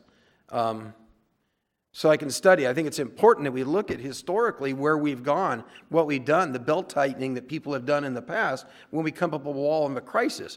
We were on a recession depression. I think that was far more significant than this PERS obligation that's coming up. And if I read the CAFR report right, when it talks about pension obligation, in June 30th, 2016, we were looking at a $60 million unfunded. And now we're at 70. And that included safety and miscellaneous plans. So I'm assuming the 70 million is just grown on this as well. I don't need to go back and forth with Mr. Wilkie on that, but I'm just talking about the book here. But I really do think that we need to look at where we've been in the past, and I think we need to get some smaller belts. Mr. Mayor. Yes. Thank you. It would be unprecedented and impractical for us to come back with a new publication of a budget with each session and cycle.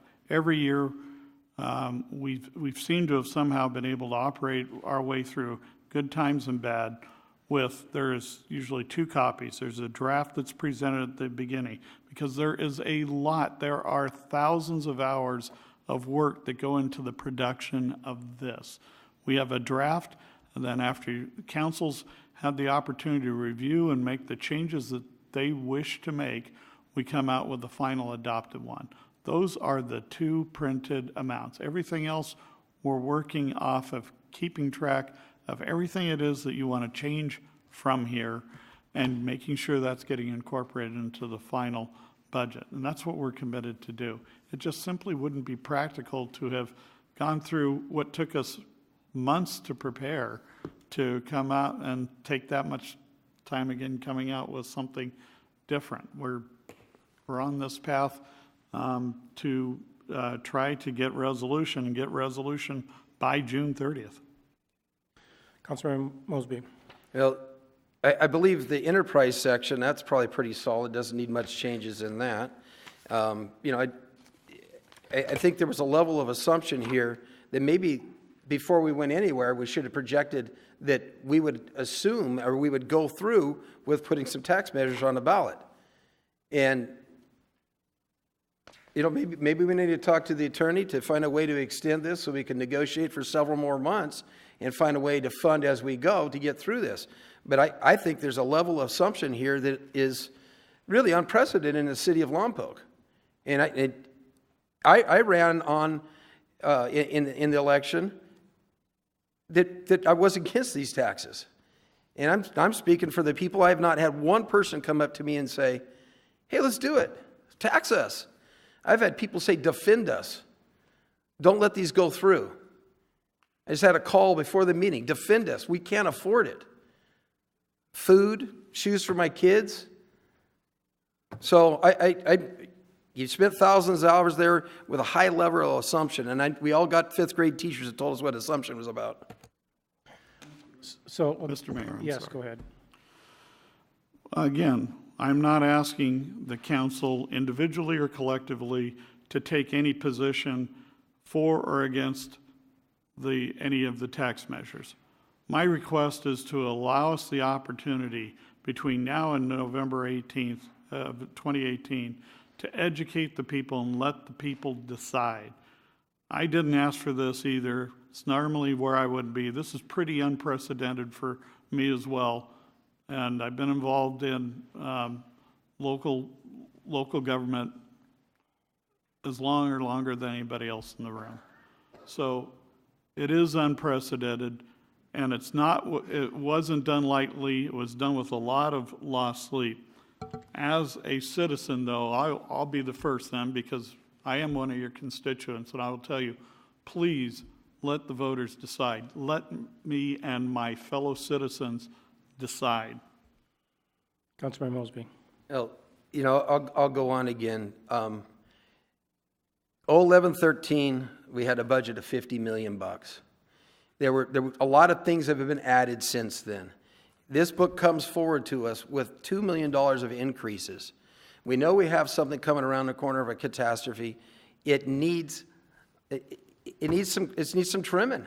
There very well are some projects in here, or some programs in here that need to go away with. We need to tighten up. It's not our job to pull up the micromanagement. But looking historically where we have been, 11-13 was not that long ago. And we have grown that much. That's a huge growth. And I think we can tighten it up and get through this. Councilmember Osborne.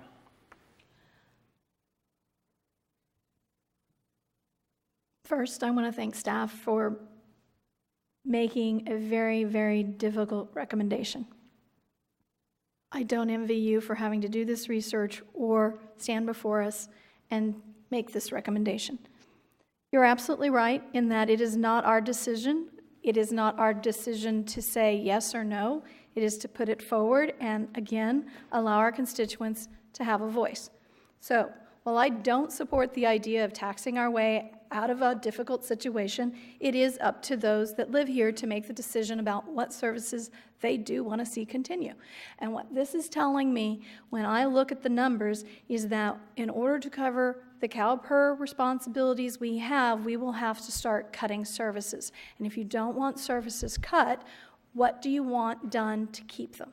So one way to solve it, that currently is the only thing been presented to us, is potential tax revenue. I think there are other opportunities out there that do not include bankruptcy. We are not the only community going through this. We are not the only community trying to struggle through what we do with something we have no control of. But I think there are answers out there, and we just need some time to do it. What I would much rather do is take this spreadsheet you guys have created for us, which is very beneficial, and while it may be a little micromanaging, allow it to be played out with some of the policies that we have said are important to us as a council and that our community says are important services to us. So there are some positions we might say aren't as important as covering some of the costs that have been requested of us tonight. This, to me, is a working tool. Whether we sit here and do it as a group or we take it and have access to a copy where we can play with it on our desktops or laptops, I would be thrilled with this opportunity because I've been doing this math by hand from a PDF, trying to figure out what those costs are, which positions I might make a recommendation. Because yes, Councilmember Mosby's correct. There may be some positions we need to either ratchet back or eliminate in order to accommodate some of the things that are going to have a larger impact on our community, such as losing the funding to the museum or losing funding for our domestic violence represented. So again, there's progress here. The information you wanted is here. It's not necessarily in the method or mode you might have requested, and I want an opportunity to utilize this tool and see if I can't make a recommendation, but I need some time to go through this. I'm happy to sit here tonight and make my suggestions, but there's other buttons, there's other locations. I've got notes upon notes about positions I'm questioning as to they were just recently added. Why were they added? Could we cut them back to half positions? Could we adapt and not have that position filled? I'm in agreement there. There is some belt tightening we need to do on all levels, because this CalPERS train is coming, and it is a very big one, and I do not want to be a community that declares bankruptcy. That is not a healthy community, and we are too big to do that. So my request is that we either spend some time tonight utilizing this budget tool that's been presented to us as a way to see what some of the concepts might be and what some of the positions we could eliminate it might look like, or take some time and see if staff can make it available to us to utilize between now and our next meeting, and take a look at what we're each comfortable with and can bring back as propositions. Councilman, well, let me first ask staff if that is a possibility that this tool could be sent to our desktops. Yes. Okay. Councilman Starbuck. I'm just going to make a couple of comments. You know, I'd really like to maintain our public benefits that tax dollars pay for, i.e. the museum, et cetera. I have a personal thing with the victim advocate, and years ago I had a talk with somebody. The wife beater gets a free lawyer, and our victim gets a boot. I don't feel that's right. It's usually the most vulnerable people that the advocate works with, so I'd really like to fight for that position. The second thing I'd like to mention is, you know, as a city, we should lead by example. As leaders, we will lead by example, and if we're going to ask our citizens to pay more and do, you know, we need to show an equal effort. So I'm going to go along with Councilmember Osborne on this. We need to look real hard at our own closets. Third, I am very concerned with the ballot measure. I mean, the next time we meet to discuss the budget, if we could come up with some type of contingency if these ballot measures fail, I just have an uneasy feeling. So I would really like to get that into the discussion at the next budget hearing. Councilman Mosby. Yeah, going back to the numbers that I pulled out here, 13-15, our expenditures were $57 million. 17-19 advanced to $69 million. And now we want a tax. So I'm going to go out on a limb here right now so that we can put the message out to the city manager and to the people on this, that we move forward. I'm going to make this as a motion. Maybe I can get 2 other people to come with me on this, that we take it right off the table. We take this white elephant off of taxes, off the table, and we move forward without the assumptions of any taxes going to be put forward to the voters. And I'm not willing to move that way. We are up here to make decisions, and a $5 million tax is a huge decision. And even if it is going to go to the voter, I think that that's a decision we'd be making. And for an advancement of $12 million of the budget in a couple of years is significant. And I think there's some serious movement that can go through on this other aspect. We're asking people out there to do without. And I think we need to go forward and be frugal and be fiscally responsible. So I'll make that motion. I don't know if I can get a second or a third with that one. I'll give you a second on that one. Well, what I'm going to say is that pretty much exactly what I was saying. The contingencies, if it fails, what we need to do, you know, ask the citizens to pay more. We need to show the equal effort to reduce ours. So, you know, absolutely a third. So he's actually making a motion for a vote right now. So what you're asking is for us to take the tax measures completely off the board? Yes. No consideration at all for this? That's correct. Okay, so just open discussion now. So you don't need a third. I mean, we've got the second. I just want to make it real clear to this council that if we take it off the board, we do not discuss it for the remainder of this budget. You say come back with some contingencies. If we don't have a $10 million contingency coming back to us by the end of this or by the end of next month, we're looking at bankruptcy. if we take this off the table right now, in my opinion, it's way too early to take it off the table. Mr. Mayor, I think it potentially, if it comes back and it shows as such, we can have an opportunity to potentially bring it back. But as of right now, I think it needs to come off. And I think that you're sitting at this with $57 million to $69 million. And I believe some of those obligations that are on the table are already funded, potentially through already the rate increases that are out there, according to, for what I think. So I hear you. Are you done? I mean, are you done? I've given you the opportunity to speak, and I think you just interrupted me, so you're perfectly able to speak anytime you want to, as long as your light's on. So, as I was saying, if we take this off the table right now, we decide not to discuss the remainder of this budget period, we are looking at that $10 million figure for the next budget that we're going to have to come up with. Councilmember Starbuck, you says, next meeting, can we come back with some possible alternatives to it? That's fine, if we can come back with alternatives, but taking it off the table right now is way too early in this discussion. That's my opinion. Now, go ahead. What I'm looking at is the worst-case scenario. I don't think that it's removing it off of the table, so to speak, where it'll never be discussed again, but it's like applying for a car loan and hoping you get it.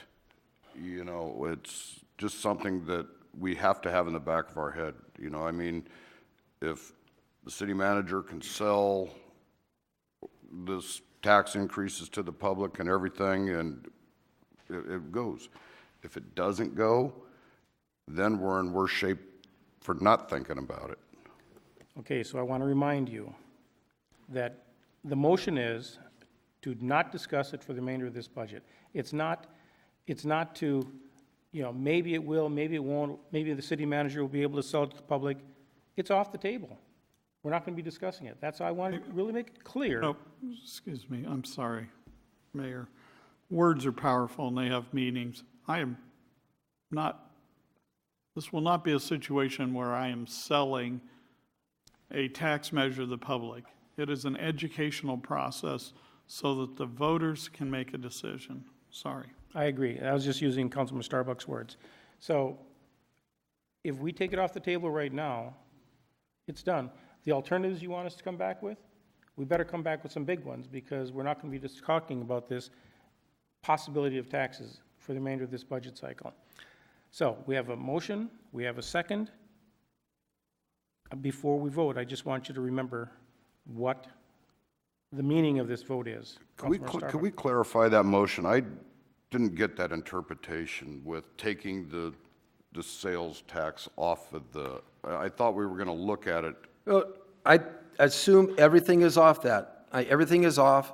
We come back with numbers, and if there's no way out, after cutting out of here, that can always be an option to bring back. All three of these can be brought back.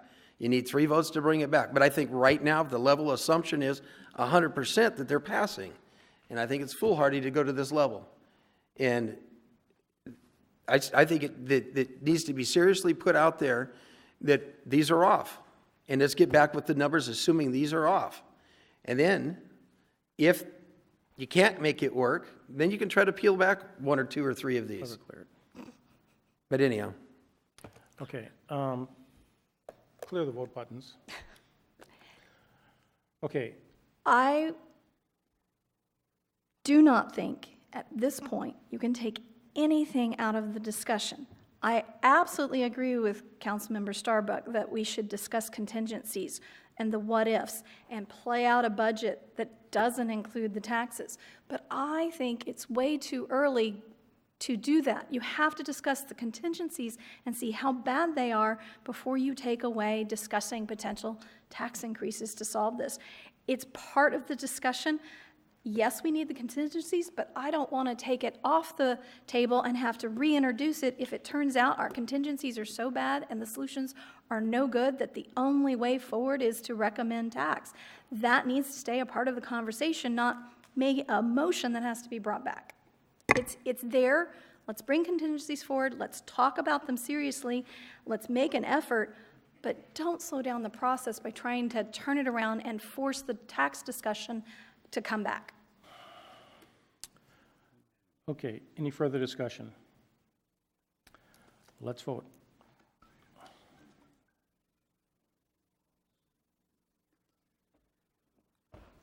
Okay. I voted. Yeah, I did.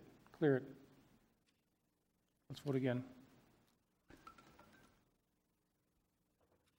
Okay. Okay, so the taxes are off the table for discussion. Can I have clarity on the balance of whatever the motion was? I understand the part that the tax measures are not to be considered as part of the revenue. The terms were used like the collective pronoun we need to come back. Is that me, or is that the literal each of you, or like what was meant by we? Like to see city staff come back. Okay. So with We as a what? city. With what? Is it just further cuts to the tune of the 1,341,000? Was it with a budget that goes back to the 2011 that you spoke of, the 57 million or whatever? Is it one that seeks to balance both this and the next budget with the additional $10 million in revenue missing? I'm not trying to be facetious at all. I want to serve I whatever believe you're- we're working on this budget cycle right here, and Okay. anticipating the movement forward is not part of the discussion, I don't believe, currently right now. It's Okay. great to anticipate, but Okay, I wasn't trying to be facetious. I'm trying to understand what it is you're asking for. So it's to balance the budget, which currently would be in a state of being minus 1,341,000 and change, and coming that with staff's recommendation as to what it would take to balance that, correct. with nothing else added back in just yet, just that number. Correct. Yeah. Was that the understanding? I guess maybe that's the attorney's question asked. Sorry. I'll let you. There was a motion. The motion seemed to focus on the taxes. The city manager now asked to understand what the council wants as a consensus. So we heard from one council person. Do at least two others of you want to do what Councilmember Mosby just said in terms of having the staff come back with a budget that shows a reduction of 1.341248 for the next budget cycle of 17 to 19? Yes, that's correct on my end. So, Well, it's one of the contingencies. That's why I had to vote for it. okay, Councilman Osborne, do you still want the tool, even though we're asking the staff to work on it now? So Absolutely. I still would like the tool, and I can delete the taxes out of it and work with it, but I would appreciate the tool and utilize it. We'll send, the copy we send to you will have it Thank you. removed. The section will still be there, but they'll be toggled off as they are now. Okay. Okay, before we send it back to staff, Councilmember Starbuck, you had talked about the victims. Is there anything you want to add back in, or you want to go back as it is without adding anything back in? I'd like to spend some time with this tool. Okay, so as is, nothing extra added back in. And I'd also like to access to the tool also, so we can play with it. I think it's. You'll send it to our all job. five. All five. I'll provide it. Thank you, sir. We'll Appreciate provide it. it to all five of you, and those who want to use it can. And that we'll be coming back to you 1 week from tonight that's our next scheduled session, I believe, was during the regular council meeting of June 6th. Is that correct? Correct, and then the 8th would be a regular budget workshop. We'll have that prepared for you. Okay. But just for clarity, it's not going to be a bound copy. We'll show you the adjustments. It can even be black and white, that would be fine.